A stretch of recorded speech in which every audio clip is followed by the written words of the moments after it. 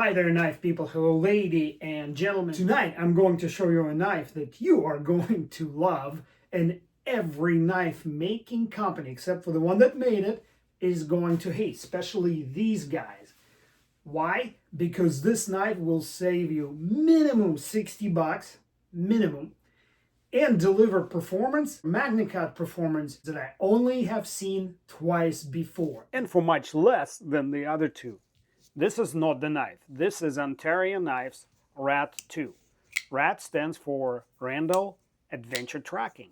This is the older brother of the knife that I'm about to show you. A knife that I got from Atlantic Knives, with whom I am not affiliated, and to whom I ended up paying a full retail price of $89.99 plus tax for this RAT 1.5. which happens to be the least expensive pocket knife with a MagnaCut blade currently on the market.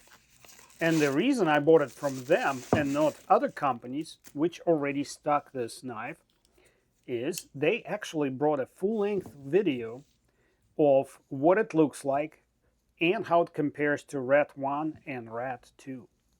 Thank you. What is surprising is that I don't actually own a RAT 1. And comparing the texture with RAT 2, RAT 1.5 has much larger grain, making it grippier.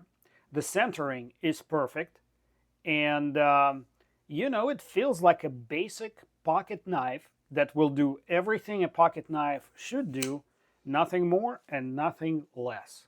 If you own a RAT 1 or have experience with that knife that you would like to share, please don't hesitate to write a comment. I love comments, and I try to respond to all of them. And don't worry, I will not bore you with how the knife flicks, advantages and disadvantages of liner lock. You probably know all about it, maybe even more than I do. But if you are new to knives in general and a RAT series in particular, it was designed for a more or less tactical application. That's why the pocket clip has 4 positions. For tip up and tip down carry. Comes with a tip down carry orientation for the right pocket. The reason is that is the fastest way to deploy a folding knife. So the intended audience was someone who needs to get to their knife in a hurry and particularly in a stressful situation. As an example, please take a look at Spyderco Military Series knives, which come configured the same way. Here I am using WorkPro driver set, which is very reasonably priced and has all the bits that you need to disassemble 99% of knives, to remove the scale and the pocket clip. And the reason I'm disassembling this knife is primarily to void the warranty.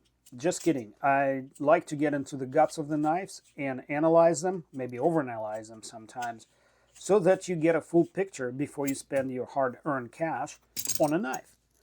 We got a basic set of bronze washers here and no provisions on the blade or on the scales to accommodate bearings. And surprisingly perhaps, the washers are backed up by a set of nylon washers.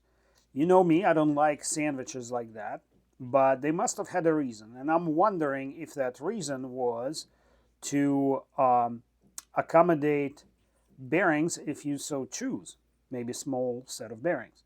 Measuring combined thickness of nylon and bronze washers, I get 22 thousandths of an inch, so it would have to be a small bearing indeed to fit in this tiny gap. Looking at the tang of the blade, I spot a carbonation, that brownish color, right next to the lock engagement surface, meaning somebody went a little bit wild on the grinder when they put that surface in.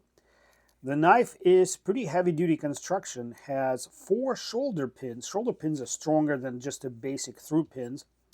So 4 shoulder pins hold everything together, and the lock bar engages its entire width with the blade. I always say that the blade is the heart of any knife, so it's about time we took a close look at this classically shaped blade. Under the microscope that you see here on the left, take a notice of a beautiful satin finish on the primary bevel, and the edge looks actually pretty good. They used a pretty rough media here. I'm thinking maybe 320 to 400. The tip is burnt slightly, and there's chipping at the very tip right there. All I can say, this is a $40 knife to which a $50 blade was added.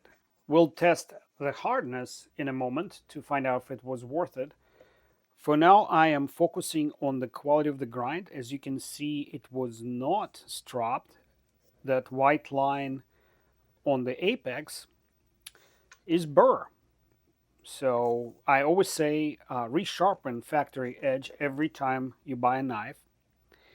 And this one will not be difficult to resharpen because it's MagnaCut. MagnaCut is very machinable steel at any hardness, and that's why you see it on so many knives nowadays.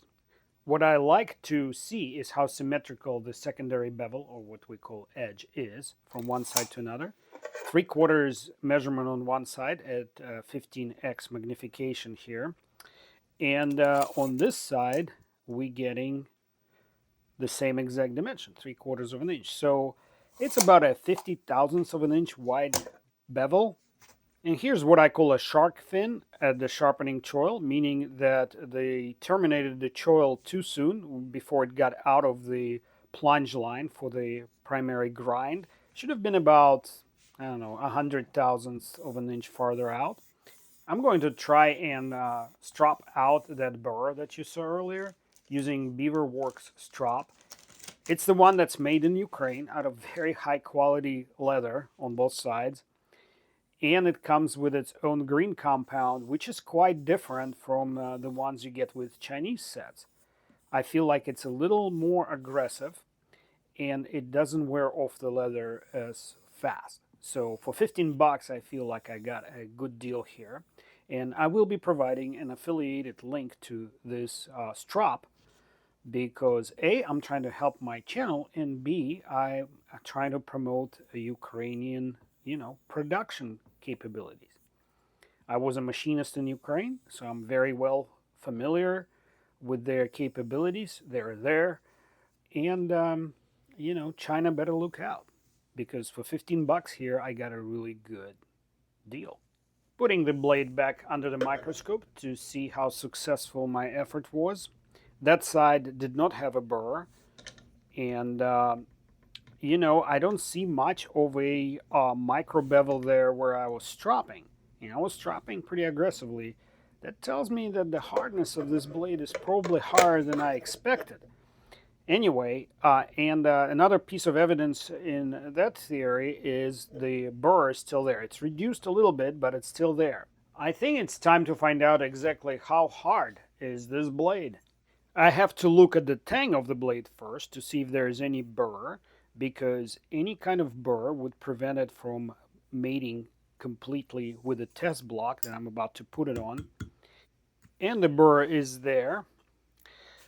So I'm going to grab a sharpening plate, diamond plate, and flatten that area out.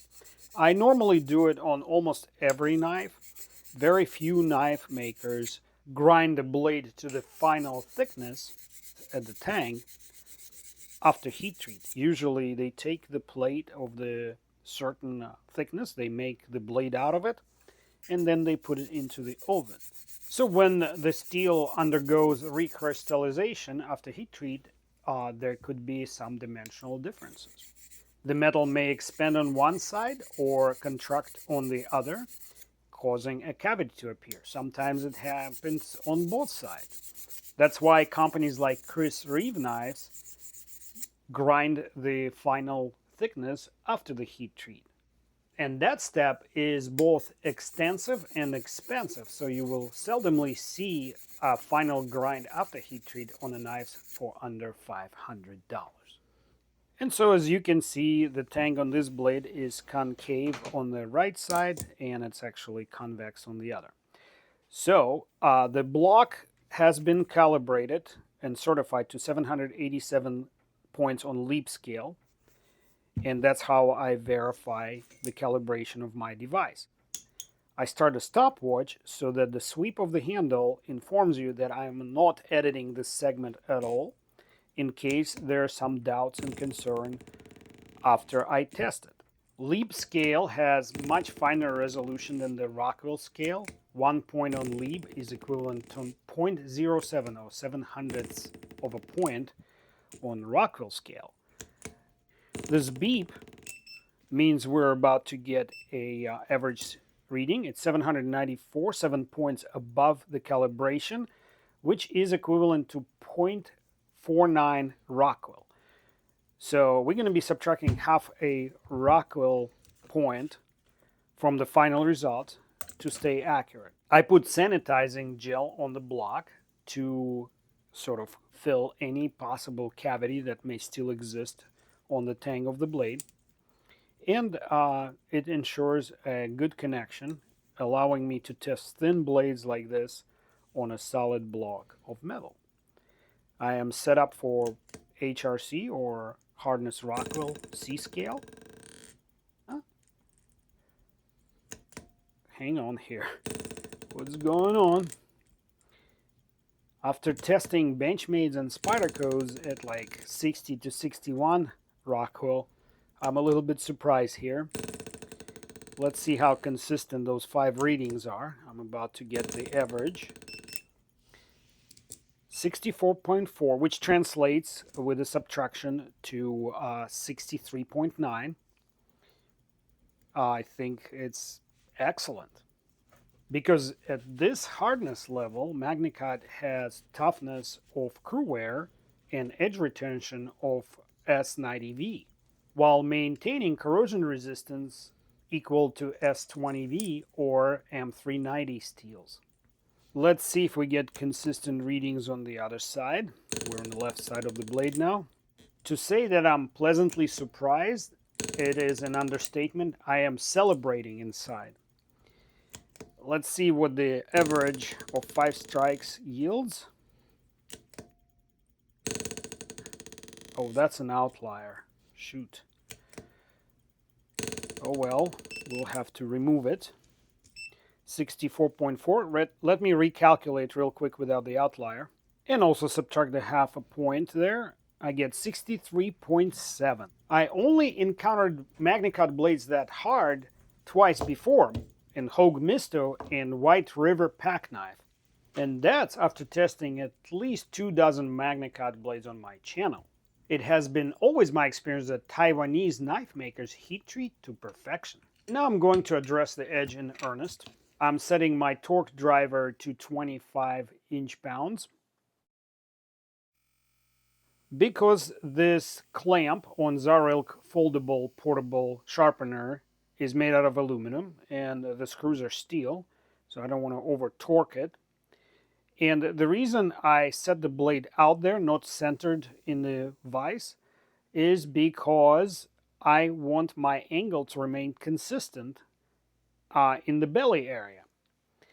I will not explain any of that here because I actually generate tutorial videos for sharpening, and I will cover something like that, maybe with this blade, maybe with another blade in there. Needless to say, this blade fits into this device well. It's only able to accommodate blades that are under 110 thousandths thick. And this blade is 98 thousandths. I'm using Sharpie to mark the secondary bevel because I'm going to be trying to match the factory angle. I measured it to be 18 degrees per side, and I don't see the need to decrease it, as MagnaCut at 64 Rockwell will have excellent edge retention. I don't need to make the angle more acute. Because it is not a sharpening tutorial, I'll take this time to thank my subscribers and everybody who remembers to hit like or even share the link with their social media network. Every little bit helps my channel to be successful. I don't sell knives. I do provide affiliate links to other things you see in the videos, and that helps my channel as well.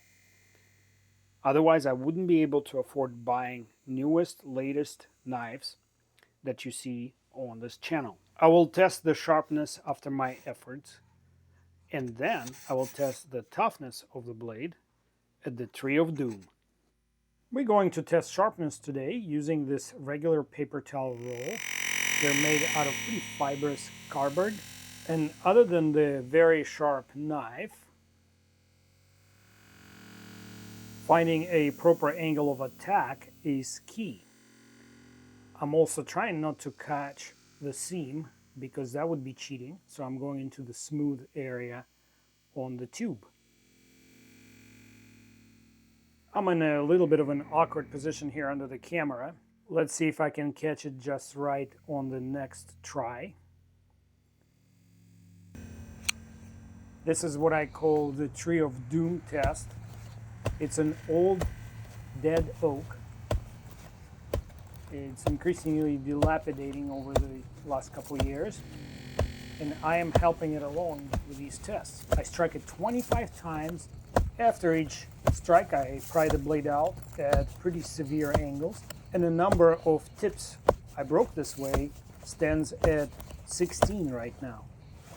And this knife passes with flying colors, meaning not only did they heat treat it hard, but they did it the right way.